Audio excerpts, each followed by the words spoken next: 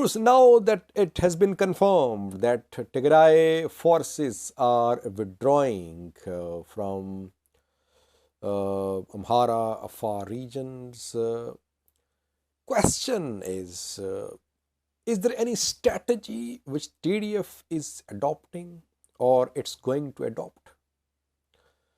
And was this withdrawal forced, or TDF is withdrawing according to its own plan?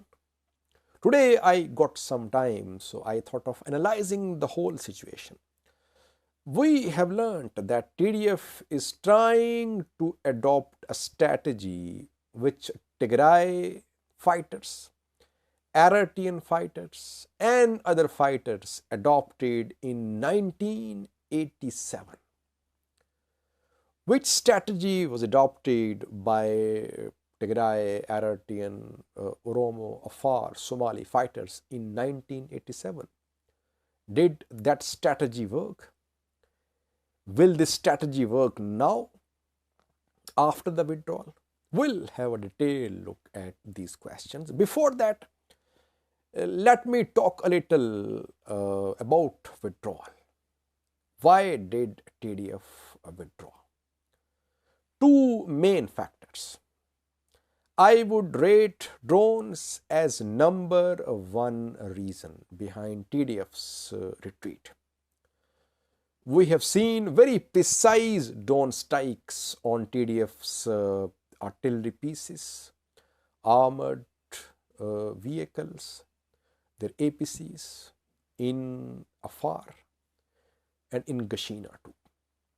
So, TDF's military vehicles were unable to move. They were paralyzed. And secondly, huge mobilization. If you remember, when Gashina was about to fall, before that I told you about massive mobilization of militias from Gojam and Gondar sides.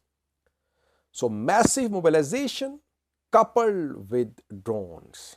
That is what I see the main reason behind TDF's withdrawal. And this withdrawal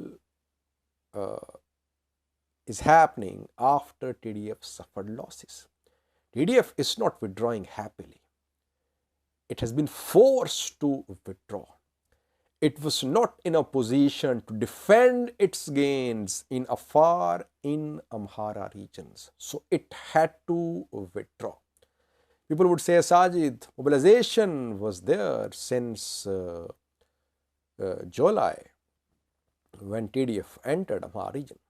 Yes, mobilization was already there, but drones were not there, especially recently purchased drones, Turkish TB2s, and I suspect the presence of their drone operators too, Turkish drone operators. I don't know about the effectiveness of Winglong 1 or 2, though they are battle tested too, but TB2s are extremely effective in the hands of Turkish operators. So, newly purchased drones, massive mobilization, it led to TDF's retreat. Now, next question. What is TDF's strategy? Is TDF withdrawing in a hurry? Does it have a strategy? What was its strategy in 1987? It was from 1974 till 1991, Tigray, Aratian fighters, Oromo, Afar, Somali fighters. They fought against Ethiopian dictator Mengistu Haile Mariam, one of the most ruthless dictators in Ethiopian history, perhaps African history. And there came a time during this civil war in 1987 when these fighters, Tigray, Aratian, Oromos and Afar Somalis, they came under pressure because Mengistu's government was receiving foreign support as well. The Soviet Union was backing Mengistu Haile Mariam's government. So these fighters came under pressure. They retreated towards the north, towards mountainous areas. They took refuge in mountainous areas. They continued their struggle in those areas. Ultimately, they succeeded.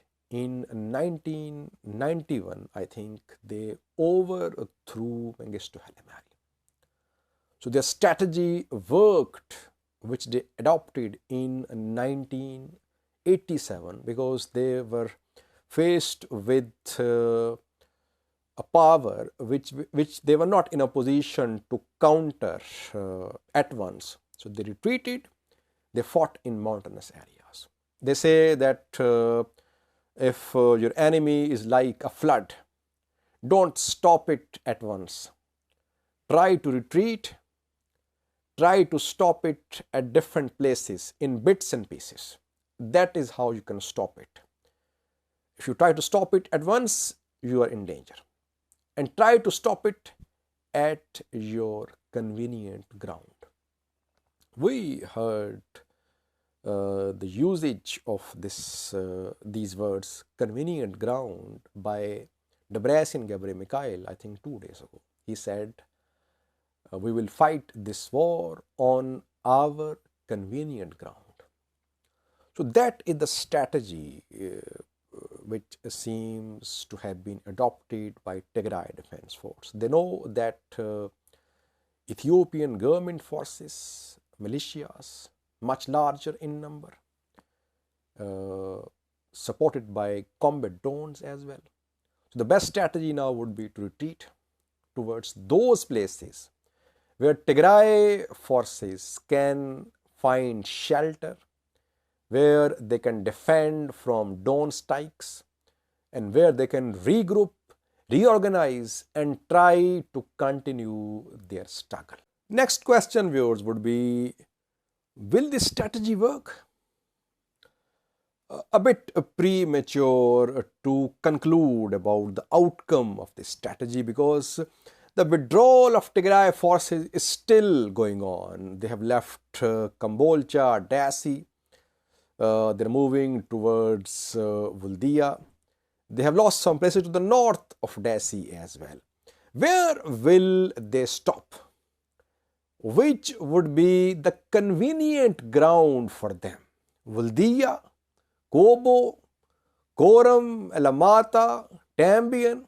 So we'll have to wait a little. After they decide their convenient ground, then we'll be able to assess the likely outcome of this new strategy. Of course, a forced strategy. They were forced to adopt it because they're not happily withdrawing. They suffered losses. They had to withdraw.